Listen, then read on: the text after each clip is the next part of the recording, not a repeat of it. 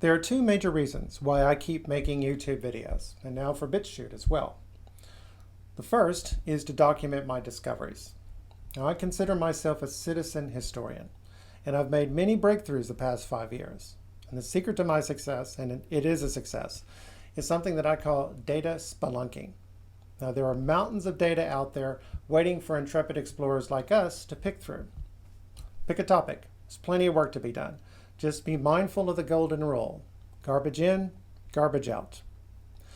The other reason I do these videos is because when I make them, I'm forced to think very carefully about my case. Because I have to organize the keynote slides and I have to write the script. And when I do that, the process of doing that typically uncovers leads that I missed and makes me throw out bad ideas. Now, I'm often tempted to skip a few steps so I can get more videos up quicker, but I'm glad that I always resist that temptation. This particular video is going to include a recapitulation of a couple of my major successes. I'm even going to freshen them up a bit, bring in some more information. And I'm going to introduce my new topic of research. There's sure to be hours of videos ahead on that. But ultimately, this video is going to teach a very important lesson. Because in each case, I demolished, and I will demolish, an expert consensus. And I'm going to prove to you that when that consensus is wrong, it can literally mindfuck millions of innocent people. Because it plants stories in their head, and everybody else's head, that they can't shake, and poison their ability to flourish in the world. Stories that humiliate them or mock them, steal from them, even murder them. The first consensus will be one that most biblical scholars today probably reject, but it used to be a biggie. Lots of people still push it, especially in the popular culture. It's the one that says God hates fags, and the Old Testament proves it. How is that for mocking and stealing and even murdering? Yes. And I'm going to stick with the Old Testament, even though I've covered the New Testament in several of my previous videos, just to let you know that consensus is a lie. In fact, it is an outright fraud, constructed with great care and attention to detail. And when we look at the Greek and Hebrew, I'm going to demonstrate that. The second consensus will be about the origin of the Indo-European language family. These are languages like English or Italian or Greek, Russian, or even Hindi all the way over in India. The experts give us a scenario that is flat out impossible. I'm going to show you maps so you can see that for yourself. Now, speaking as a man with the J2AY chromosome, whose Anatolian ancestors were almost certainly the first people in the world to speak an Indo-European language, I am personally insulted by this consensus. For one thing, I've been studying history for decades, and it's often depressed me because it teaches the fable, and it is a fable, that my ancestors were history's losers. But all importantly, as I said, that consensus is impossible. I have no idea why the experts keep pushing it. They don't ever come up with anything new. They just keep saying the same thing over and over again. And they are oblivious to its fantastic shortcomings. So where you see the map, you'll see what I mean. The final consensus will be one I haven't challenged in the past. In fact, if you look at previous videos, you'll see that I assume that it was true. I'm challenging the so-called documentary hypothesis. It has roots stretching back more than 200 years. Virtually every mainstream biblical scholar today builds his entire career on the documentary hypothesis. Now, the first 5 books of the Bible are considered a set called the Pentateuch, called the Torah by some, Genesis, Exodus, Leviticus, Numbers, and Deuteronomy, supposed by everybody for millennia to have been written by Moses. Well, it turns out we were wrong. The Pentateuch is a product of different sources, all pulled together 1,000 years after the Bible tells us Moses was dead and gone. Now, in the 1700s and 1800s, considering what we thought we knew about the Bible, it was a brilliant idea. It's complicated, and it's gotten fantastically complicated the last few decades. Maybe we should have taken the hint. But it explains a lot of weirdness of the Pentateuch, of which there is plenty. But there were always critics, fundamentalist scholars, for example. And I guess we can call them fundamentalists. I don't mean to mean anything dark or demeaning about that. In fact, they had an interesting critique of the theory, especially the creation story, that as far as I know, mainstream scholars have never seriously grappled with. And we have the Mormons, who have some very interesting things to say about the very passages of the Pentateuch that the documentary hypothesis tries to grapple with. Now, just to give you the heads up, put the Mormons together with the fundamentalists, and you got my rival hypothesis. But the documentary hypothesis has another problem. Even as it was developing and taking over the community of biblical scholarship, data was pouring in from the archaeologists that corroded its assumptions. Now, the theory is based on the different names the ancient Israelites had for their God, and when they were using those names and where in the Pentateuch. But the archaeology makes it clear we're not just talking about names here, we're talking about different gods. And there was a religious wave passing through the Middle East and even beyond in the Middle and Late Bronze Age, when the Bible says Moses was alive. This wave explains the weirdness of the Pentateuch just as well as a documentary hypothesis. And most importantly, the wave had long since passed by the Iron Age. This is when the consensus says the Pentateuch was put together. I've been reading the experts and watching them on YouTube. And while they think they've integrated this archaeology, they have not, because it never even occurred to them that it has corroded their assumptions. So they have the same problem professional Indo-European linguists have: invisible foundation flaws. This is very important to me personally, just like the other two. The documentary hypothesis is a catastrophe for Christianity and for Christians, because it pulls the rug right out from under our feet. Like all catastrophes, it's one we can survive. Thousands of perfectly good Christians have integrated it into their faith. I know I did. Nevertheless, it does leave the impression that the Pentateuch is a fraud. And that impression has become a widespread assumption. That's a very big deal, because every book that follows in the Bible, whether we're talking about the New Testament or the Old, depends on it. It's a rug under their feet too. And if you're an intelligent, highly educated young man, why on earth would you become a Christian if it's true? And sure enough, most of them do not. The gay stuff first. I'm going to look at 4 different passages used in the King James Bible to attack homosexuals. We're going to look at the Hebrew. We're also going to look at how the Septuagint treats these passages. Why? Well, think about it. Who would know more about obscure passages in the Bible? King James scholars from the 16th to the 17th century AD, or Jewish scholars who were alive before Jesus' time? Obviously the Jews.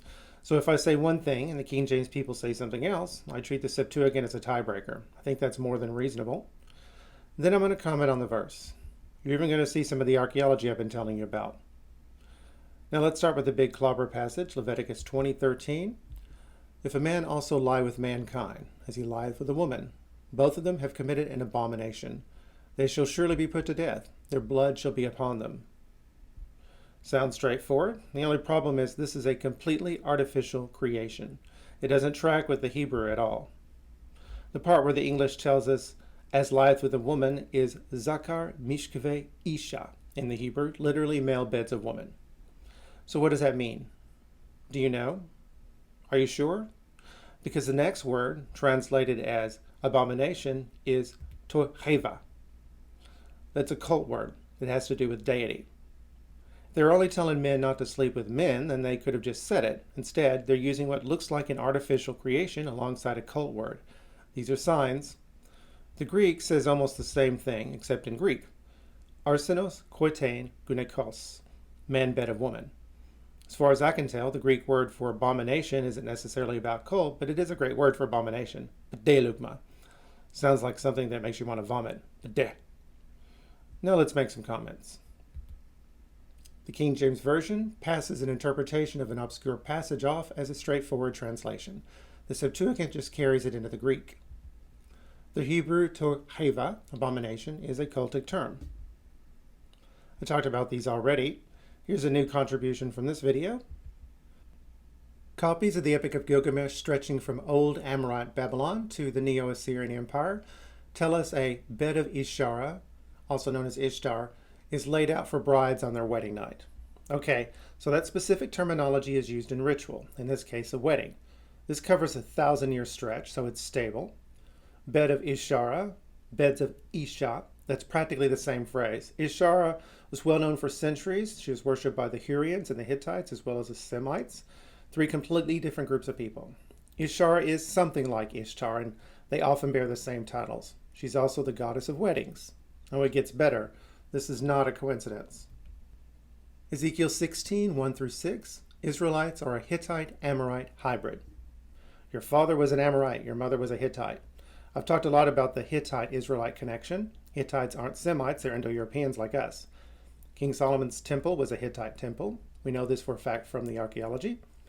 When Paul of Tarsus went on his first mission, he specifically targeted the core of the ancient and long-forgotten Hittite Empire, called Cappadocia in his day. I have no doubt whatsoever it was the Holy Spirit that prompted Paul to do that. I've talked about the Hittites a lot in my videos. I'm going to talk about them again when I talk about the Indo-European languages. Cappadocia too. You won't believe how critical that little region was for the history of world civilization. They are a very big deal. I also talk a lot about the Amorites when I talk about the documentary hypothesis. The Amorites did some very interesting things with the Epic of Gilgamesh. Finally, that this is a male version of that confirms this is a hieros gamos, sacred marriage ritual. The next 3 verses will confirm my interpretation and deepen our understanding of how this cult prostitution worked. There shall be no whore of the daughters of Israel, nor a sodomite of the sons of Israel. The King James claims Deuteronomy is talking about whores and homos. Well, let's see about that. The Hebrew is kadeshah for the whores and kadesh for the homos. It's the exact same word except in male and female versions, so we're talking about male and female versions of the same thing. So already we've caught them lying. Now let's move to the Greek. Porne for the females and porneum for the men. We get the word pornography from that. These are prostitutes. But there's more. The Septuagint adds a line. Telesphoros, teleskomenos. They repeat the same phrase except they add those instead of porne and porneon, both from the Greek telos, a goal, a purpose. What's going on here? Deuteronomy means second law in Greek, and this law is the counterpart to Leviticus 20:13. Kadesh, kadeshah, the terms for male and female prostitutes, means holy, obviously another cultic term. The Septuagint confirms we're talking about prostitutes in both cases, and adds a second line to inform the Greek-reading Jew that this was some kind of mystery tradition. What is a mystery? Well, a mythology about gods and goddesses is like a pagan theology. A mystery, or mystery school, is like a pagan psychology. Psychology and religion were still tightly bound together at this time, but even then they were starting to differentiate. Alexander the Great bragged about having gone through all the mystery traditions. It is said that people who were initiated into mysteries were no longer afraid of death. Okay, let's continue. And he, that's King Asa, put away the Sodomites out of the land and removed all the idols that his father had made. Oh dear, homosexuals again. This is getting old. Let's look at the Hebrew. Ha kadeshim. Ha prefix means the. Im suffix means plural. Kadesh, Hebrew root again. The Kadesh is the holies. The Greek doesn't actually translate. It gives a gloss. It explains. Because just like in Deuteronomy, a Greek Jewish reader that day would have had no idea what they were talking about. And he took away the mystic rites out of the land and removed all the evil practices that his father did. The teletus goes right alongside the telesphoros and the teleskomenos. They both start with the Greek telos, which means goal or purpose. Telesphoros, light, perfection, teleskomenos. What's the first thing your therapist asks? What is your goal? For what purpose are you here? For us, in psychology, just as in everything else, questions are more specialized and specific. Next passage. And he, this is King Josiah, several centuries later, break down the houses of the Sodomites that were by the house of the Lord, where the women wove hangings for the grove. That hangings for the grove stuff, nobody knows exactly what they were talking about. But anyway, we have the same word in Hebrew, ha-kadeshim, which the Greek doesn't even bother to translate. Kadesim.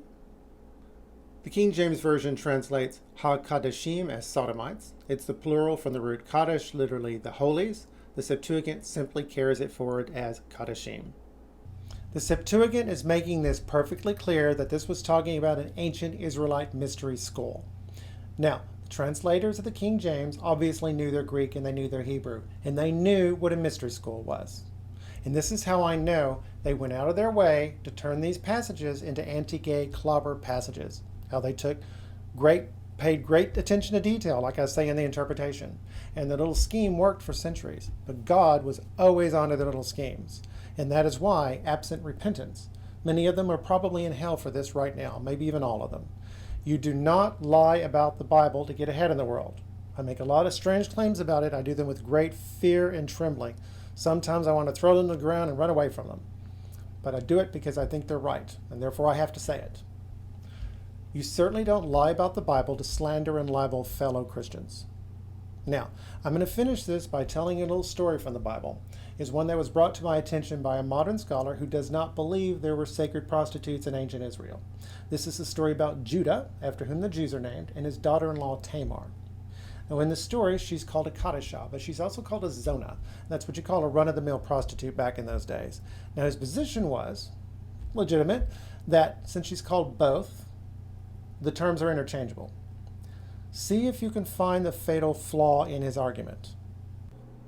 Judah took a wife for Er, his firstborn. Her name was Tamar. But Er, Judah's firstborn, was wicked in the sight of the Lord, and the Lord put him to death.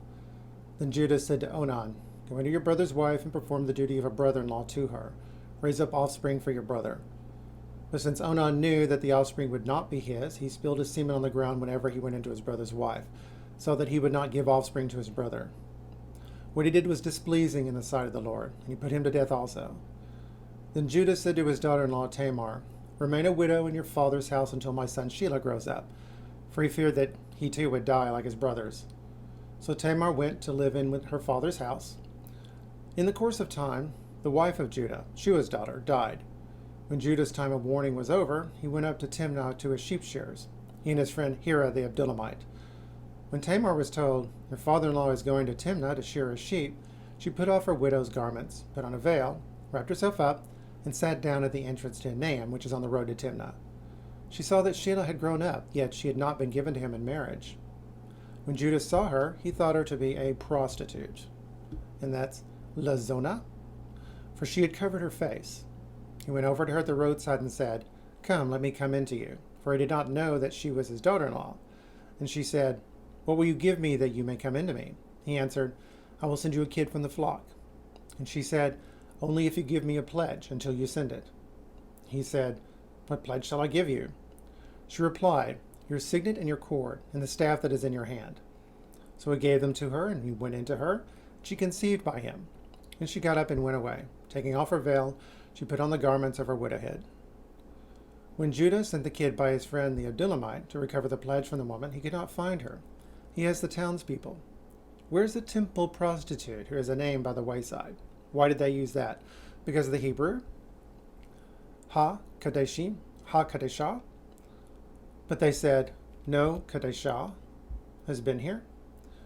So he returned to Judah and said, "I have not found her." Moreover, the townspeople said, "No Kadeshah has been here." Judah replied, "Let her keep the things as her own, otherwise we will be laughed at." Okay, now this is just getting embarrassing. "You see, I sent this kid, and you could not find her." About 3 months later, Judah was told, "Your daughter-in-law Tamar has played the whore." The term that they're using here is zanatah. Moreover, she is pregnant as a result of whoredom. Now she's back to being an old hoe. They're breaking out the zona again. And Judah said, "Bring her out and let her be burned." As she was being brought out, she sent word to her father-in-law, "It was the owner of these who made me pregnant." And she said, "Take note, please, whose these are, the signet and the cord and the staff." Then Judah acknowledged them and said, "She is more in the right than I, since I did not give her my son Shelah." And he did not lie with her again. The language of the Bible reflects the dramatic question of the story. Judah thinks Tamar is just being a hoe, but in fact she's doing the will of God, so she's a Kadeshah. Bonus points if you knew she's an ancestor of Jesus Christ. Just like every good story, the story of Judah and Tamar has a dramatic question, it has its twists and its turns, and the good guys win in the end. The story of the Indo-European language is no different. But here the dramatic question was, where did the language get started? Did it start in the Balkan Peninsula with the first farmers? Or did it start up here in the steppes of Russia, swept into Europe by ferocious Nordic warriors? Sides were picked, shots were fired. But in the end, the farmers were just way too old. And it turns out we had actual invaders sweep into Central Europe from the steppes. The Yamna, or Yamnaya, I've seen both. Archaeology, and most recently DNA extracted from their bones. Both confirm they successfully invaded and occupied huge swaths of Central Europe, with the help of the bubonic plague, which they carried with them. So the good guys have won. Hooray, the end. No, not the end. We're actually at a plot twist. There's a problem that nobody seems to have noticed. You see, the archaeology and the ancient DNA also confirm these people never made it south of the Danube River until long after the Bronze Age had started, and neither did their plague. We didn't encounter it until the reign of our Emperor Justinian the Great in the early Middle Ages. I assume, like everyone else, these people spoke an Indo-European language, almost certainly Proto-Germanic, but they got it from us. They're not the root, they're a branch. Let me show you what really happened. Far south of the Danube River, a long way from the corded-ware culture, we're going to look at Cappadocia, and we're going to look at Greece. Cappadocia came to my attention because about 5 years ago I found out I had a J2A Y chromosome, which was strange but not completely unexpected. Most Western Europeans have an R1b, most Easterners have an R1a. I knew I didn't quite fit. But this is important because this is exactly where people spoke the first earliest documented Indo-European language by a mile, by a light year, an entire family of such languages. Anatolian. We talked about the Hittites, the Luvians, the Lydians, the Lycians. You might know a woman named Lydia. She's named after our folks. Now, the fact that we have an entire family of languages down here tells us what? That by the time we show in the historical record, we'd already been living in Anatolia for centuries. It takes that long for a language to break up like that. And we are surrounded by mountains and people who do not speak an Indo-European language. Now, early in the archaeology, it seemed there was a settlement gap. On one side, people were living one way. On the other, they were living another. Obviously, this is when the Aryans invaded, killed and enslaved our men, and bred our women. There's no other possible explanation, except there was. There was a gap in the archaeology. Once we did more archaeology, the gap disappeared. So now the evidence is very clear that there's no migration and there's no invasion. Nobody's messing with us. And now, just like up in the steppes, the ancient DNA is coming in and it shows absolutely no steppe DNA. None. I told you this was a good story. Meanwhile, the DNA is also coming in on men in Greece. J2A, baby, just as I'd been predicting in my videos. Now, there is steppe ancestry in Greece. Aha, Aryan invaders. No, that ancestry is documented in a cave in this peninsula 1,000 years before the invasion. And farmer DNA is documented up north of my map 600 years before the invasion. We'd already been on the steppe 1,000 years before that invasion. We found our wives there. And some of us went back south to Greece, but not to Anatolia. That's where that DNA came from. Let's see how that migration out to the steppes of Russia worked. We know the first European farmers came out of northwest Turkey and founded the Starchevo culture. We already agree these people cannot have been the original Indo-Europeans. But after them, we have the Vincia. This is a different group of people. They act nothing like the Starchevo. They have massive settlements. They make strange little figurines.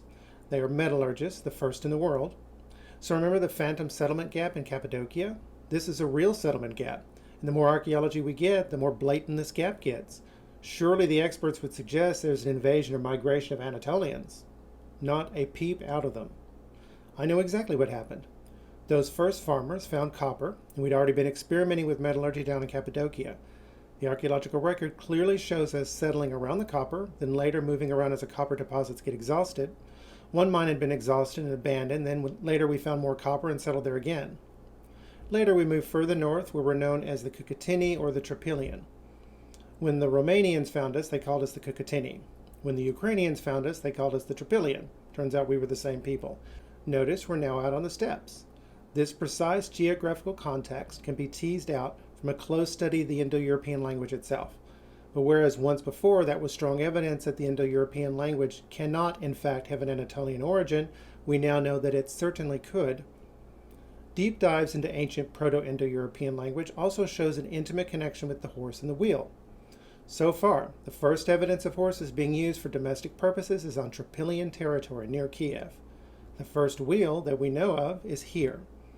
The first image of a wheeled cart is about here in Poland, more than 1,000 years before the invasion, far away from the Yamna.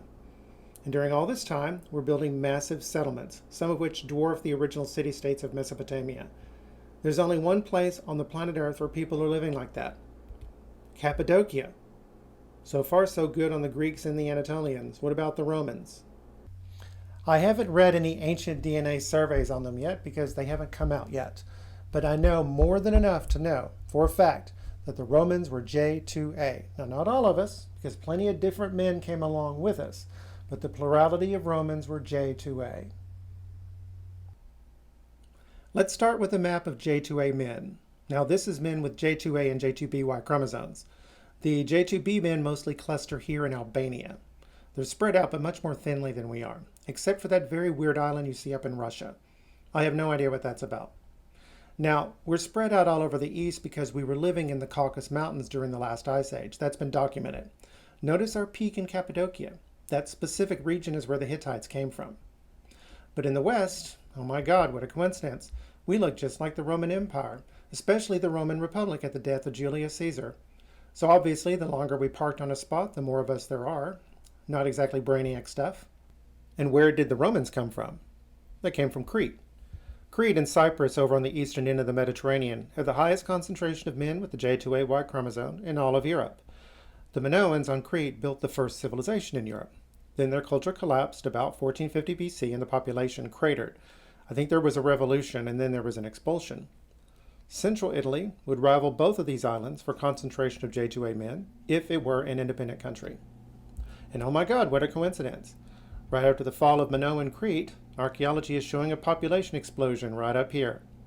Right now, we're just on the east coast because the west coast is covered in a lake of volcanic rock from massive eruptions more than 50,000 years ago. And that lake is blocking runoff from the Apennine Mountains, which are the backbone of Italy. So it's too swampy and dangerous to live there. We're already starting to drain off that water, but it'll be centuries before the area can support large populations. Analysis of the Y chromosomes of men throughout central Italy show no so-called founder effect. A man moves here, he has sons, they have sons. Everyone's Y chromosome drifts at a fairly predictable rate, but they all drift from a common founder. So if you map them, the graph should look like a snowflake. No, it's a jumbled mess. The only explanation for that is a massive migration of men with the J2A Y chromosome. So now let's look at the italic language family, which includes Latin. Oh my God, what a coincidence! It looks almost exactly like the map of our J2A men. And just like in the old homeland of Cappadocia, we're surrounded by people who do not speak an Indo-European language. Except for these weird guys up here. They speak Venetic, which is also an Indo-European language. In fact, people once thought it was also Italic, but it is not. Now, Minoan Crete was by modern reckoning a first world country. It imported raw materials, it exported finished goods. They were probably the best sword makers in the world. And oh my God, what a coincidence. This is exactly where the so-called Nawa II sword first pops up. It rocked the military world of the late Bronze Age. You'll find evidence of Italian soldiers in Greece training the locals how to use it. And they were high-status men, too. Their swords had ivory hilts, the only ones who did.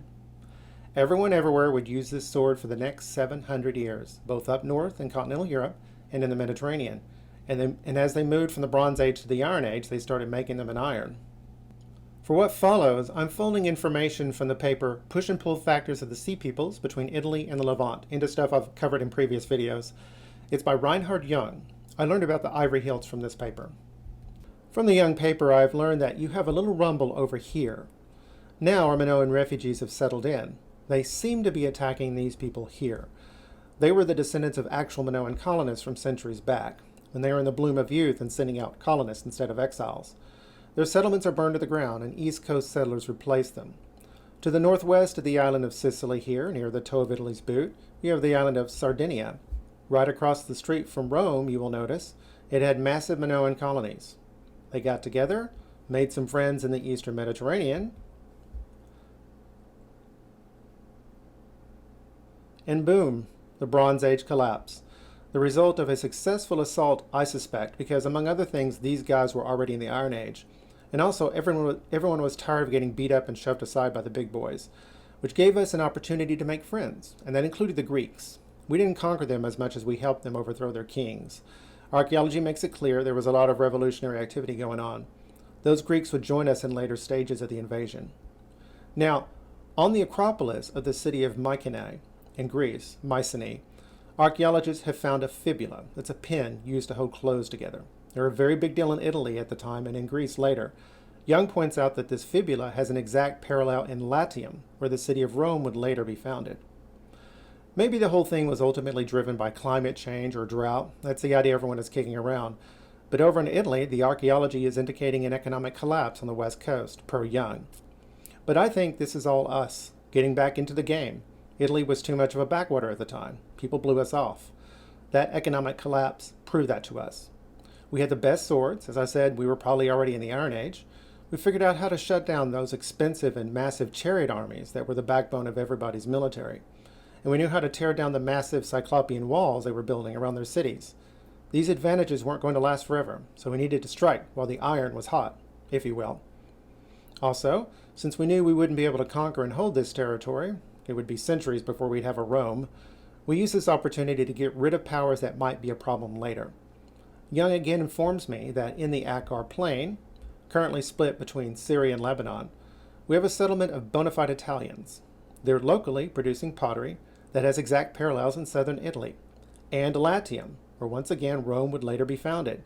But they weren't there for long. Then the Sea People army swept in, burned the capital to the ground, and probably killed the king, but left everyone else in peace, and then they left. Orange in the center is the Luca, who were getting clobbered over and over again by the Hittites. At the top, we had the Phrygians, who were getting squeezed between the Hittites and the Greeks, who had just conquered the city of Troy. It's also known as Wallachia, as you see here. And the Trojans and the Phrygians were allies in that war. So now the Greeks are in control of the major choke point into the Black Sea. And over in the Far East, we have the Arameans, who spoke Aramaic. That's a language Jesus and the apostles would speak. This isn't a bunch of pirates. This is a well-coordinated assault. The Sea People invasion of Egypt is on display on a massive wall at their temple at Karnak. I worked through a survey of that display by an Egyptologist who was competent in reading Egyptian artistic conventions. And according to her, the Egyptians thought these Sea People were at least as civilized as the Hittites, whom they in turn considered to be their equals. And they were better fighters too. Ironically, the way the Egyptians were able to beat them was to keep them at sea, because once their armies landed, there was no stopping them. So, no, these are not pirates or wretched refugees from drought. These are soldiers, and this is a well-coordinated invasion. Egypt survived this war, but she was broken, and she would never be a great power again. The Assyrians in their homeland of Ashur to the northeast would also survive, and they would also be broken, but 400 years later they would be back and stronger than ever. They would go as far as to successfully occupy and conquer the island of Alashia in the center. We call it Cyprus today. They conquered it briefly in the Bronze Age, seized it from the Hittites, beat the snot out of them on the mainland too. They'd actually seized all that yellow Hittite territory in their southeast. Previously, the Hittites had conquered it after fighting the first documented sea battle in history. Alashia was the prize, and in the end, the Minoans took it. How do I know? Because that was the center of gravity for the Sea People after the war was over, and because they told us. You see, when the Minoans ran Crete 250 years before, they erected the so-called Horns of Consecration all over the island. The Horns of Consecration disappeared with the Minoans. Then suddenly, they were back, all over Cyprus, telling the whole world, here there be Minoans. And now my new project, the documentary hypothesis. Now mind you, it could still be right. And even if it's wrong, a lot of its textual and literary critiques will remain firmly in place. Except instead of it being in the Iron Age, we're going to move it back to the Bronze Age. And instead of being in several centuries, it's going to be over a 50-year period, probably some additions made later on. It's not going to be a problem.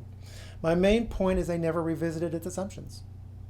So, over the next few months, I'm going to be tearing it down and either rebuilding it again and setting it on a more solid foundation or replacing it altogether. And I'm probably going to end up replacing it, but I'm open.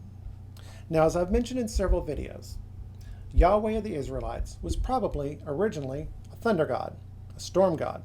In fact, if you look at the earliest Psalms, that's almost certainly what he was. But Abraham and Isaac and Jacob worshiped the sky father El. El just means God. We know this for a fact. He's even the god of patriarchs. We got that out of the archaeology. Isn't it strange? The documentary hypothesis never even thinks about this. But here's something else strange. At the time of Moses, the Israelites didn't even know who their God was. He has to ask, who shall I say sent me? And that's when Yahweh reveals his name. And all this happens in Exodus, which is the second book of the Bible. But Yahweh is called Yahweh throughout Genesis, before he reveals his name to Moses. What's up with that? Well, the fundamentalists have an idea, but they're wrong, but they'll like my answer to that.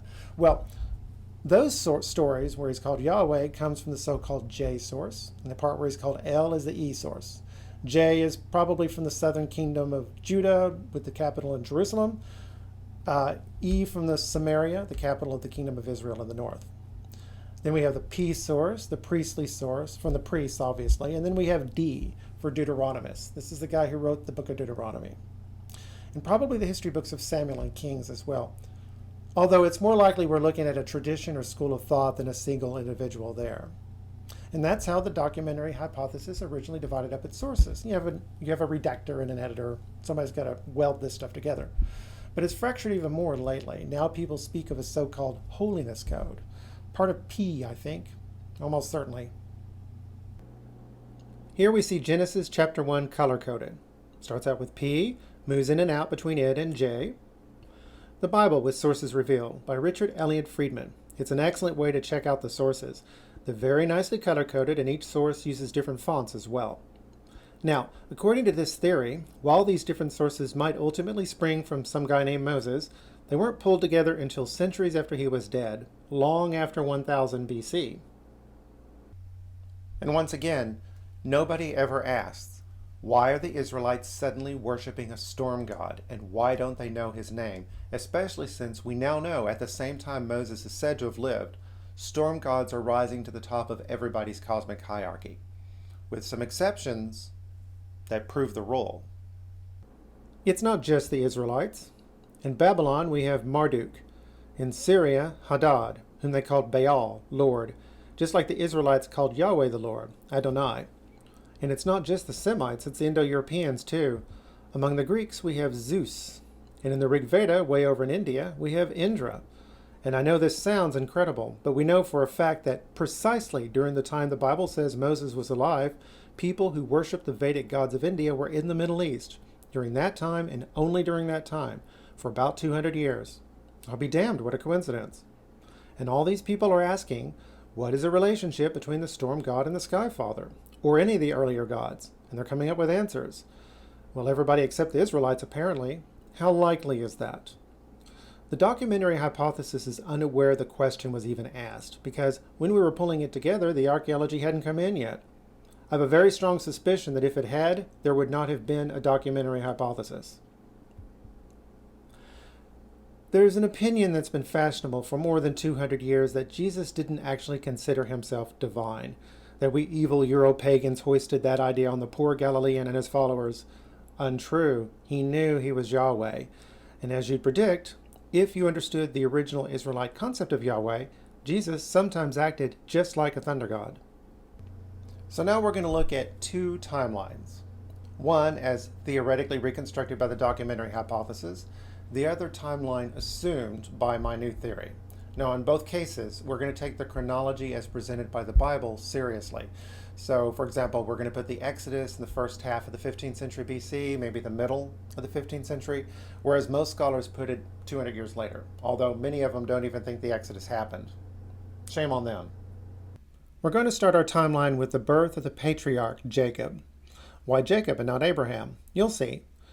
We're going to end it with the Babylonian captivity, because that's when scholars think the Pentateuch was actually compiled, sometime thereafter. We're going to start on the pagan end with the birth of King Hammurabi of Babylon, a contemporary of Jacob. Obviously, Abraham is back there.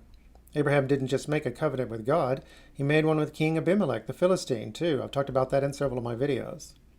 Then the Exodus, the conquest of the Promised Land, and the reign of King David. Paralleled with the collapse of Minoan civilization, surprise discovery of Philistines in the Promised Land when the Israelites started pouring in, and the Sea People invasion. Now, the scholars who insist that the Exodus happened 200 years later cannot explain the surprise discovery of Philistines on the coast of Israel. I can. They poured into that land just like I showed you they poured into Italy. So in one fell swoop, I can give you a timestamp of the invasion, and at the same time prove to you that whenever the Bible talks about the Philistines before the Sea People invasion, it's not being anachronistic. Yes, the name is an anachronism. We called ourselves the captor, but nobody remembered that centuries later. So the name was almost certainly changed by editors to a name everybody did recognize. Now, we had a lot of allies in this invasion, so it was probably something like the Muslims and the Crusaders during the Middle Ages. They called them all the French, the Franks. Nevertheless, by doing this, the Bible confirms exactly what I've been saying for years, that the Minoans and the Sea People are roughly the same people. This is where I've seen the Yahwist and Elohist sources put, but they're all over the place, and as I said, the sources seem to be proliferating. The Deuteronomist goes here, and the priestly goes much later, but I've also seen it earlier. The fact that the Pentateuch is fracturing into ever smaller sources, and we can't figure out what was written when, and often where one source ends and the other begins, might be signs that the critics were right all along, and we should have rejected the documentary hypothesis decades ago. That's certainly true after this video. Okay, more outside context. The kingdom of Ugarit was one of the cities destroyed by the Sea People. It preserved the Baal cycle, which I promised to do a video on, but following its threads is what made me realize I had to go after the documentary hypothesis. Now, the Jews allegedly wrote the creation story around about the time of their exile in Babylon, under the influence of works like the Enuma Elish and the Epic of Gilgamesh. But I'm going to throw all this out. I'm going to work on the assumption that the Pentateuch and its creation story was written back in the Bronze Age by Moses and priests who were directly connected to him. And we're going to start by pointing out that various stories of Gilgamesh were pulled together and extensively re-edited into what we know as the Epic of Gilgamesh around about the time of King Hammurabi, who was an Amorite, just like the patriarch Jacob, who, oh my God, what a coincidence, was alive at the same time he was. And it would be a double, super, really massive coincidence, because we have Deuteronomy 32, 8 through 9. I dealt with this passage in previous videos. When the Most High apportioned the nations, when he divided humankind, when he fixed the boundaries of the peoples according to the number of the gods, the Lord's own portion was his people, Jacob his allotted share. Jacob, hello. Now, before, I had assumed Deuteronomy was written in the northern kingdom of Israel, with its capital in Samaria. But if it was written by Moses, then he would be telling us that the Israelites were handed over to Yahweh by Elion is the Most High, during Jacob's lifetime. And exactly during that time, we start to see the rise of the thunder gods. So now we're going to bring in the Rig Veda from way over there in India. And we're going to look at the Enuma Elish and the Epic of Gilgamesh as products of the Bronze Age. And of course, we already got the Baal cycle there. We're not sure when the Enuma Elish was written because we only have late copies of it. But Marduk was already the supreme god of Babylon during the Bronze Age. Sometimes the statue of Marduk would be looted from Babylon's temples, later to be returned. The statue of the god held the spirit of the god by their reckoning. That was a massive crisis of faith for the Babylonians, just like it was for the Israelites centuries later in the Iron Age, after their temple was destroyed and Jerusalem was burned to the ground. The Babylonians had the Enuma Elish, or something very much like it back in the Bronze Age. You can take that to the bank. But we don't have a copy of one until after 800 BC. Well, why is that? Because we have a gap in the written record. Now, many scholars, I would say most scholars, do not believe there was an empire of Israel under Kings David and Solomon. But how would they know? It's precisely during the gap of the written record that that empire was supposed to have existed. Okay? Now, I would in fact argue that that's the only time the Israelites could have built an empire like that. And you see the exact same thing in the 2nd century BC. The Greek Seleucid Empire collapses. The Hasmonean Jewish dynasty in Jerusalem fills the vacuum by invading the surrounding territory and building an empire. Exactly what Kings David and Solomon would have done. So, just as we can be sure the Babylonians did not wait 1,000 years to write the Enuma Elish, neither did the Israelites wait 1,000 years to write the Pentateuch, and neither did they wait 500 years to write a novel with characters like David and Solomon. That would have been a literary miracle. So let's break it all down. My video here was launched by this video here. Now, as I mentioned before, Ezekiel 16, 1 through 6, tells us the Israelites are a hybrid of the Indo-European Hittites and the Semitic Amorites. In previous videos, I talked a lot about how they acted like Hittites, and yet they spoke a Semitic language, and that baffled me. Even more baffling was the fact that they were way down here, far behind Egyptian lines, while the Hittites were way up here. But maybe not such a mystery now that I'm doing this video. You see the Amur up there? Those are Amorites. So anyway, let's start looking at our sources. Starting with the Code of Hammurabi. Babylon started as a village, eventually settled by the Amorites or Westerners from Syria. They originally worshipped a Muru, who seems to be a mashup of both the Sky Father and the Thunder God. He has features of both. Here, Hammurabi presents his code to Shamash the sun god, who presided over justice, and declares that Anu and Bel, Enlil at the time, has called by name me, Hammurabi, the exalted prince. These are classic Mesopotamian deities, But while he approaches them, he declares that the Babylonian deity Marduk had told him what to say. A copy of the code was recently found in Israel dating to Jacob's time, even though Hammurabi's kingdom didn't extend nearly that far. Therefore, the law of Moses wasn't just inspired by those Babylonians over there, it was inspired by our folks in Babylon, therefore already a part of their cultural heritage. Now the Enuma Elish. This is typically called the Babylonian creation epic, but it's far more than that. It's a declaration of cultural and political independence from the older Sumerian deities and dynasties. The Semites now rule supreme. Marduk assumes Anuship from the sky father Anu. His own father, Ea, also known as Enlil among the Sumerians, the god of magic, wisdom, and the water under the world, hands all his power over to his son. Therefore, Marduk has crowded all the other gods off to the side, just like Yahweh in the Old Testament. Thus, Babylonian religion was very close to being monotheistic, specifically its henotheism. The Enuma Elish ignores Enlil, the supreme god of the Sumerians. Anu had previously conferred Anuship upon him. It is Anu who had legitimized Enlil's power. This consolidation of divine power and prerogative falls right in line with Michael Heiser's work on the Divine Council in the Old Testament. More evidence Abraham and the Amorites are related. I've talked about Michael Heiser a lot in the last year. Now let's ask the question, where was Abraham from? English Bibles tell us Abraham is originally from Ur of the Chaldees, which implies southern Mesopotamia. But the Hebrew tells us he's from Ur Kasdim. Nobody really knows where that is, or who the Kasdim were. But if he were a southerner, he would have spoken Akkadian. It's an eccentric Semitic language, heavily mutated by Sumerian, which in turn is a language isolate, not related to any known language. There's no indication they ever changed their language. He also worshipped the Western Semitic god El, when he should have worshipped Anu. The patriarchs all married close relatives, and his grandson Esau had red hair. Only families with red-headed relatives produce red-headed children. The Southerners are explicitly called black-headed. On the other hand, Syrian Semites in Egypt are sometimes presented as red-headed. Therefore, the Amorites and Abraham's people are almost certainly related, and therefore draw from the same mythopoetic well. Now let's look at the Epic of Gilgamesh. Stories of Gilgamesh and his servant Enkidu appear widely in Mesopotamia before the rise of Babylon. But in the old Babylonian dynasty, the stories are suddenly integrated into a coherent epic, possibly under Hammurabi himself. Enkidu is now made into Gilgamesh's equal and lover. Thus, the tragic soldier-lover motif of David and Jonathan wasn't inspired by Gilgamesh and Enkidu, as I'd previously thought. It was ready to be drawn from Israel's mythopoetic well. Enkidu is also given an origin story, strikingly similar to Adam in the Genesis creation story.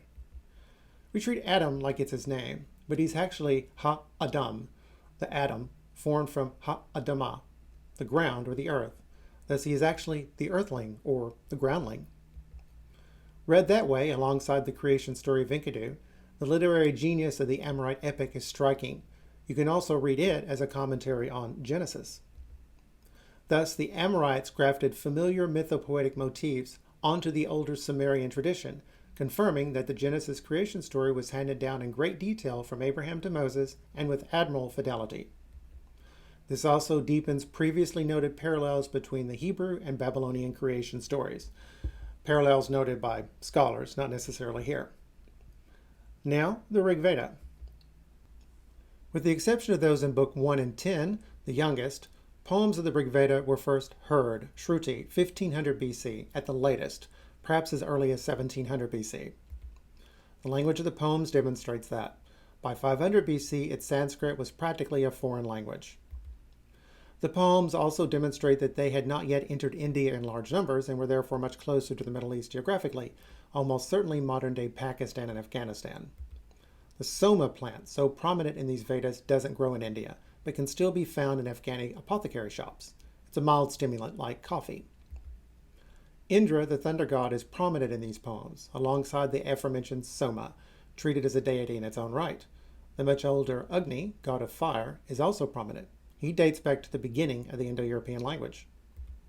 India itself is actually named after Indra. The Mitanni are an Indo-Iranian group that took control of a nice chunk of modern-day Iraq and Turkey after Amorite Babylon had been sacked by the Indo-European Hittites in 1531 BC. Now, by the way, the chronology here is messed up, which is probably why we have trouble dating Moses. Some people think it goes back to 1700 or as late as 1400 BC. Nobody really knows. We're just going to use this middle date. Now, when the Hittites did that, they permanently expelled them from Mesopotamia.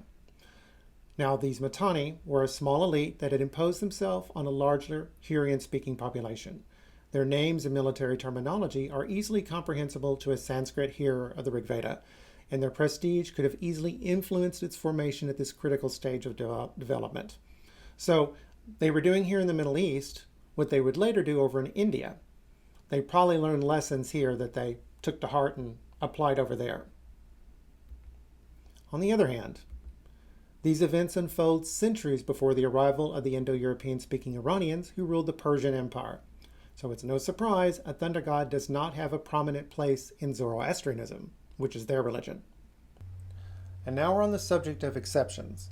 The Minoan civilization on Crete had collapsed at the same time as the Exodus, so it shouldn't be a surprise that the Cretans worshipped Apollo as their chief deity and not Zeus, as I demonstrate in older videos. As a matter of fact, in the Roman Empire, you hear about Cretan liars. That's because they insisted that Zeus would someday die. Now, for the Assyrians, Ashur was their chief deity. He's the incarnation of their city. During the Exodus, they had been conquered and occupied by the Mitanni. And later, after they had reestablished their independence and very successfully rebuilt their empire, they were not interested in being ruled by a storm god. Now, by their reckoning, Ashur had just defeated Indra, and he was going to defeat Marduk. As a matter of fact, there's an Assyrian version of the Enuma Elish where Ashur replaces Marduk. Finally, the Baal cycle. The dramatic theological question of the Late Bronze Age was, what is the relationship between the thunder god and the sky father? The Greeks, Indo-Aryans, and the Babylonians all came up with their own unique answers. The Syrian answer is in the Baal cycle. El rules in heaven eternally. Baal Hadad, Lord Hadad, comes into his kingdom on earth. This cycle is strikingly paralleled in chapter 7 of the book of Daniel. Hadad's connection with El and Jesus' connection with our Father in heaven is likewise strikingly paralleled. Thus, the Pentateuch's answer has parallels both in Syria and in Babylon, but also with the original Amorite deity, Amuru. Remember, he was a mashup of the thunder god and the sky father. The thunder god is the sky father, yet, as is equally clear, he is a different person. This inevitably leads to the Christian Trinity. One God, three persons. Once the Holy Spirit shows up, the documentary hypothesis completely ignores this dramatic question. Yahweh said to Moses, "Cut 2 tables of stone like the first, and I will write upon the tables the words that were on the first tables which you broke. Be ready in the morning, and come up in the morning to Mount Sinai, and present yourself there to me at the top of the mountain. No man shall come up with you, and let no man be seen throughout all the mountain. Let no flocks or herds feed before that mountain." Moses cut 2 tables of stone like the first, and he rose early in the morning and went up to Mount Sinai, as Yahweh had commanded him, and took in his hand 2 tables of stone. 2 tables, a second set of 2 tables. It might mean something, it might not. Considering what's coming, I think it does. Verse 5, "And Yahweh descended in the cloud and stood there with him, and proclaimed the name of Yahweh." So he's coming in a cloud. That's the imagery of a storm god, time-honored in the Middle East. This is God the Son. Yahweh passed before him. Okay, so first he's standing next to him, and now he's passing before him. This is God the Father, and he's proclaiming the future mission of God the Son. Yahweh passed before him and proclaimed, "Yahweh, Yahweh, a God, an El, merciful and gracious, slow to anger, and abounding in mercy and faithfulness, keeping merciful love for thousands, forgiving iniquity and transgression and sin, but who will by no means clear the guilty, visiting the iniquity of the fathers upon the children and the children's children to the 3rd and the 4th generation." Now, Scripture does not say, including in the Hebrew, because I looked, Yahweh does this and then Yahweh does that. It just simply says he does this and he does that. Now, this is perfectly in keeping with my position that the God of Israel is both a sky father and a thunder god, that they are one, and that it is the mission of the Pentateuch in the Bronze Age to reveal the relationship between those two. Thus, the Nicene Creed is 100% Pentateuch compliant. Now, when Yahweh, in the person of Jesus, is on earth, and he fulfills the mission proclaimed by Yahweh here, that is, forgiving iniquity and transgression and sin, this scene will be repeated again in the Transfiguration. This time, it is Moses who will descend and stand next to Yahweh, and he will be joined by Elijah, who defended the honor of Yahweh against the rival storm god Baal, and to whom Yahweh had revealed that he was more than just a storm god. As he shows all the storm and everything, he says, I'm not in there. I'm beyond that. And this time it will be God the Father who descends in the cloud, and in the Transfiguration, just like here, everyone is kept away, except for Peter, James, and John. Now, in the Gospel of John, that's the only gospel that does not have a version of the Transfiguration. But he does say they saw Jesus in his glory, which many scholars take to mean he's talking about the Transfiguration. And they would be right, but he's doing a lot more than that. He's also connecting the Transfiguration with this story, because Moses had asked Yahweh to show him his glory the day before. Yahweh agreed to do that. This is how he does it. So I said in the introduction that the fundamentalists and the Mormons together were right about the Pentateuch and the experts were wrong. So what did they have to say about the weirdness of the Pentateuch that was spot on? Well, Joseph Smith, who founded the Mormon Church, said Yahweh and El are two different gods. El is a father, Yahweh is a son. That's close to what I said, except they're not two different gods, they're two different persons. I mean, I'm using the word gods because we're talking about in relation to the outsiders too, the polytheists. Now, addressing the details of the actual language of the Bible, this is what the fundamentalists do. Fundamentalist scholars said Moses was juggling between the two aspects of God. There's the divine King of heaven who serenely rules the cosmos. And there's the God who's down here in the dirt with us. So while scholars insist there are two different creation stories, for example, fundamentalist scholars say that that's ridiculous. It's the same story told twice. Once on a grand cosmic scale where we have El, and then the story is retold again. This time, it concentrates on El's relationship with humankind. Therefore, we call him Yahweh. And they point out that this specific literary technique has been documented elsewhere in the Middle East. And I have yet to see a documentary hypothesis scholar ever explain why that scenario is impossible. Now, that's what I have so far with the documentary hypothesis. I think you can agree that it's in trouble. Although we can all agree I have more work to do. Even if I happen to be right, I have a lot of detail to flesh out. And actually, I can't wait to do that. Now, this all started when I took a look at the Baal cycle from Syria. And I noticed how close it was to Daniel chapter 7. So I'd promised to make a video about that. And then I went into that and I found this. And I have more to say, which is actually better. And the lesson I'm learning, once again, is you can never be too sure about the ground that's under your feet. We all work on assumptions. That's the only way you're going to get around in the world. But you need to do it in good faith. You need to watch out for the quicksand, because some of your assumptions are going to be super duper wrong. You could take that to the bank too. God bless.